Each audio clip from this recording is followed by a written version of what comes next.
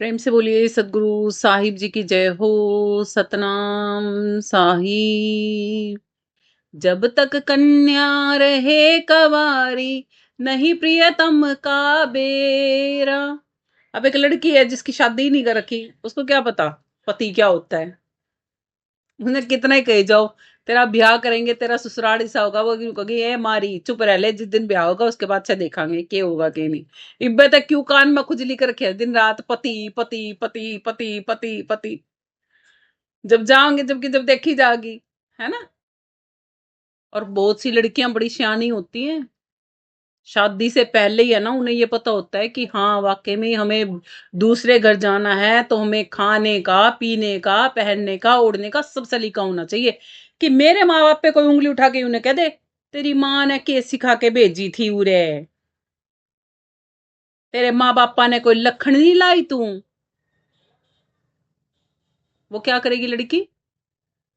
सारे कामों में पहले ही एक्सपर्ट बनी पाओगी। उसका कोई काम कहोगे पाछा वो पहले ही करे पाओगी। अगले हो भाई, ये रहा तुम्हारा काम। आज की लड़कियां तो घर का काम भी कर लेती हैं और बाहर नौकरियां भी कर लेती हैं। इसीलिए आज की लड़कियां पता है क्या कहती हैं, अपने लड़कों को भी लखन लगाओ। भाई जितना पैसों के पीछे भाग रहे हो ना, उतना भक्ति के पीछे भी भाग लो। दौड़ तो बड़ी लगा रखी है लड़कों ने भी और लड़कियों ने भी आज के टाइम में। इस दौड़ का साथी बनने के लिए ना बस इतना जरूर कर लो कि उसको प्रभु भक्ति से और जोड़ लो। यदि प्रभु भक्ति से नहीं जोड़ोगे ना, नुकसान हमारा ही है। क्योंकि फिर तो संसार में ही दौड़ लगाते रह जाएंगे, एक दिन मर खप जाएंगे यूं ही। अगर प्रभु भक्ति के लिए कमा लेंगे तो संसार भी कमाया गया और भक्ति भी कमाई गई, दोनों काम हो जाएंगे। अरे बोला किसने नहीं अच्छे लगते दोनों हाथा में लड्डू। शायद भी खाए जाओ। मक्खी वो वाली मक्खी ना बनो जो कटोरे के बीच में बैठ जावे जाके। मक्खी बनो, शायद खाना है तो किनारे पे बैठो कटोरी के, चट और उड़ जाओ। संसार का भी आनंद लिया और उड़ भी गए, है ना। तो संत जन पता है ऐसे ही रहते हैं संसार में। संसार में रह के भी संसार से अलग रहते हैं। संसार को बाहर से जीते हैं, अंदर में घुसने नहीं देते उसको अपने। अब आगे क्या कहते हैं कि वो जो लड़की है ना वो कैसी रहती है अपने घर में। आठों पहर रहे आलस में, खेले खेल घनेरा।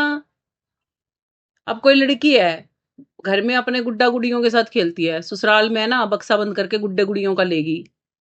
सासू उल्टा छोड़ जाएगी घर, क्योंकि जी अपनी छोरी ने तो अपने घरे रख लो। क्यों, क्या हो गया जी। या टैची भर के खिलौना के लिए क्या रही है, ये भी खिलौना के लिए खेले क्यों रखा है। माने को नहीं सुहावे या खिलौना के लिए खेल दी। जी बचपन तो इन खिलौना के लिए खेली है, की बात होगी हमारी बेटी ले आई तो बावड़े होता हम। और उससे बावड़ी तारी बेटी है। असली के गुड्डा गुड्डी पैदा करने की बारी आ चुकी है। वो गुड्डा गुड्डी तो धर दे ही संदूक में साम के, वो तो जा लिए।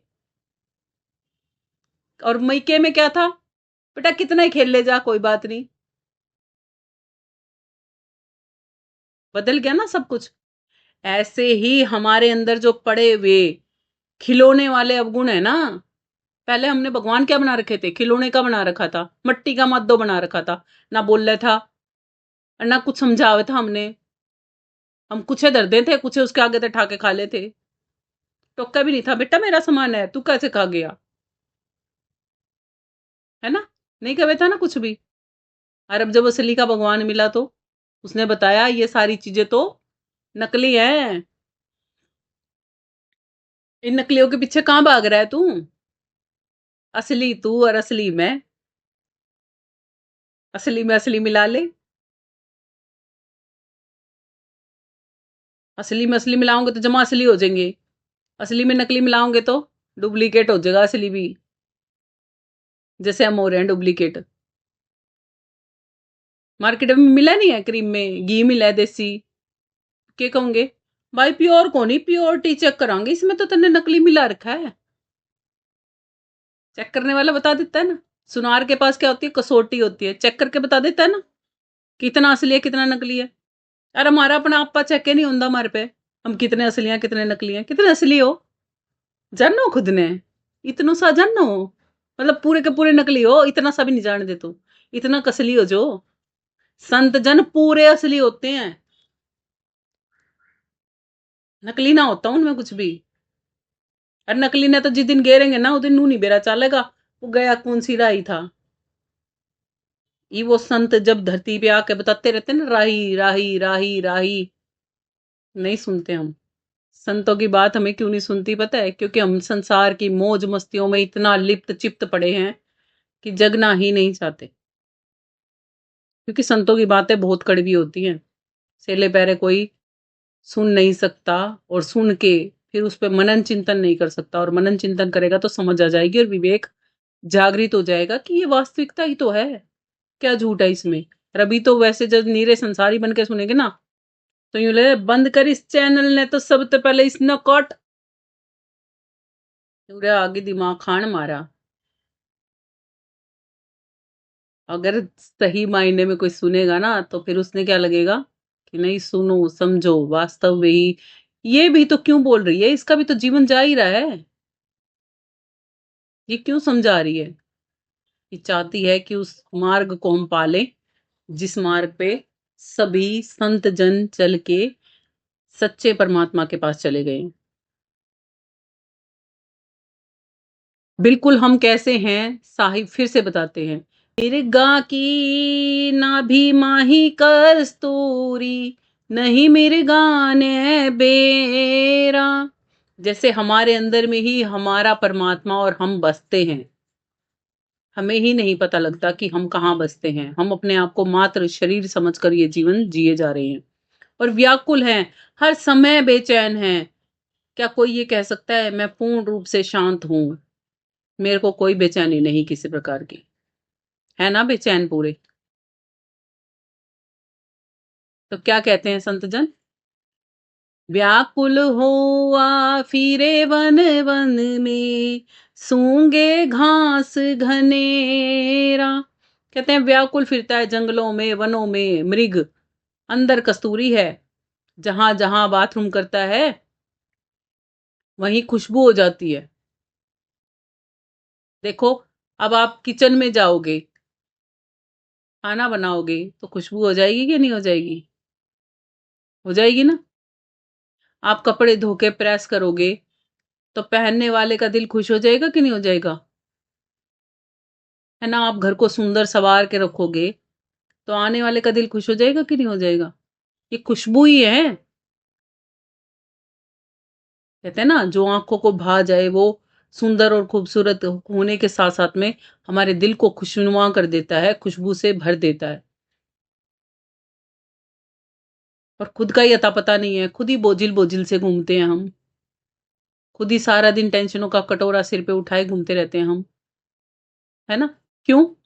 क्योंकि उस पावर से, जिस पावर से आपने खाना बनाया, जिस पावर से आपने अपने घर को साफ सुथरा रखा, जिस पावर से आपने अपने घर वालों के कपड़े धोकर प्रेस करके सुंदर तरीके से जचा दिए, उसी उतनी ही पावर से कभी खुद पर ध्यान नहीं दिया। अगर उतनी ही पावर से खुद पर ध्यान देते तो व्याकुलता मिट जाती, शांति संतोष सुकून आनंद से आप भर जाते। साहिब कहते हैं कि वो कैसे शांत स्थिर और इन सब चीजों से भरपूर हो गए। गुरु रामानंद मिले गुरु पूरे, जागा भाग भलेरा। ऐसे ही जिन संतों के जीवन में जो भी कोई गुरु आए हैं, उन्होंने अपने गुरुओं के लिए कहा है कि जब वो मेरे जीवन में आए तो मेरा भाग्य जागृत हो गया, मेरी किस्मत चमक गई, मुझे आत्मज्ञान और परमात्म ज्ञान की प्राप्ति हुई। ऐसे ही मेरे जीवन में मेरे गुरु सूर्यदास जी का जब आना हुआ था, तब मेरा भी सोया भाग जग गया था। और आज मैं उन्हीं के ही बिहाफ पे बोलती हूँ कि वाकई में ही गुरु के बिना घोर अंधेरे जैसी ही जीवन था मेरा। ये कोई ये नहीं समझना कि कोई उनकी मान है, कोई बड़ाई है या कोई कुप्पा है। ये वास्तव में गुरु की वो महिमा है जो कि मेरे प्राण भी निकल जाएंगे ना, तब भी मैं इस बात को नहीं भूल सकती कि मैं तो मौत को गले लगाने चल दी थी और मेरे गुरु ने असली में मौत का परिचय करा दिया कि बेटा ले, तू मरना चाहती है ना, तो जीवित मर जा और भवजल तर जा। वो सिखाया उन्होंने। इतना अनुपम स्नेह और प्रेम के साथ मुझे भक्ति धन देकर नवाजा, सवारा। बहुत संसारी बन चुकी थी मैं। अगर वो मेरे जीवन में नहीं आए होते ना, तो ये भक्ति की यात्रा तो क्या, मेरा जीवन भी आज नहीं होता। कब की इस जीवन की संध्या हो चुकी होती। इतने एहसान उनके मुझ पर हैं कि इस जन्म में तो क्या, परमात्मा के पास जाकर भी शायद ही मैं उनको चुका पाऊंगी। हाँ, परमात्मा से ये जरूर दुआ करूंगी कि उन्होंने जो मुझे इतना सब कुछ दिया है ना, उनको सदा सदा खुश रखें, उनके जीवन में कोई दुख ना हो। कहते हैं ना, सच्चे दिल से, सच्ची रूह से दुआ जब निकलती है जब कोई हम भला काम करते हैं। और उन्होंने तो मेरे लिए बहुत भला काम किया है, तो मेरी रूह से ये आवाज निकलती है कि उनको जीवन में कभी कोई दुख ना हो। कबीर साहिब जी कहते हैं, कहें कबीर सुनो भाई साधो, गुरु चरणन चित चेरा। और कबीर साहिब जी कहते हैं कि जो अपने गुरु के ज्ञान में चित्त को रखता है, चरण चित्त का मतलब है, अक्सर लोग क्या समझते हैं, गुरु के चरणों में पड़े रहो बस। अरे चरणों में नहीं, उनके ज्ञान को ध्यान में इतना उतार लो कि गुरु की कही हर एक बात, पूरा का पूरा गुरु का स्वरूप ही आपके सामने रहेगा। और फिर जब आप प्रणाम करोगे ना, तो चरणों में अपने आप मस्तक टिक जाता है। क्योंकि देही से तो गुरु पृथक होगा ही ना। देही के आज मान लो संत जन चिपटे रहते, तो उनके गुरु तो पहले ही चले गए थे, उनसे पहले चले गए थे ना। फिर वो उनके चरणों के साथ चिपटे रहते तो मर जाते ना उनके साथ में। जैसे औरतें सती होती थी पहले, सती हुआ करती थी ना, आदमियों के साथ जल जाती थी, तो फिर गुरु के साथ जल जाओ, मर जाओ, कट जाओ, छोड़ दो अपना भी शरीर।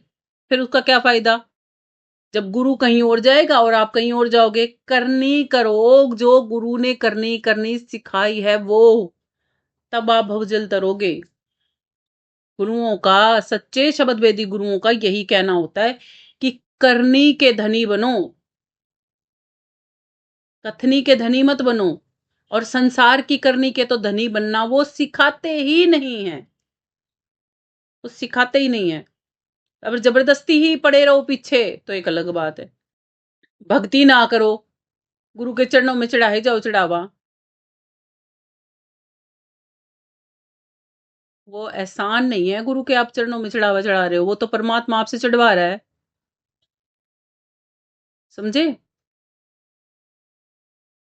मैं हूं या आप हो, अपने गुरु के पास जाते हो ना जब चढ़ा के आते हो, तो वो परमात्मा आपसे चढ़वा रहा है वहां पर। क्यों? क्योंकि उसने तो भक्ति की है। उस वो डिजर्व कैंडिडेट है कि वो चीज वो पाने के योग्य है। और आप संसार का भी नहीं कर रहे और भक्ति भी नहीं कर रहे, तो आपको क्या मिलेगा? जो है वो भी जाता रहेगा। इसलिए आपको नर्म भाव से हाथ जोड़ के विनती करती है ये सुरती की, कृपया कर भक्ति की तरफ बहुत ध्यान दिया करो। हरि का भजन पहले नंबर पे, पेट का धंधा दूसरे नंबर पे। और जो ऐसा नहीं करता वो मूर्ख और अंधा है। क्योंकि मूर्ख इसलिए है कि संसारी बना फिर रहा है, और अंधा इसलिए कि परमात्मा सामने है, उसको देखता नहीं। इसी के साथ आज के सत्संग को यहीं विराम करते हैं। प्रेम से बोलिए सदगुरु साहिब जी की जय हो। सतनाम साहिब।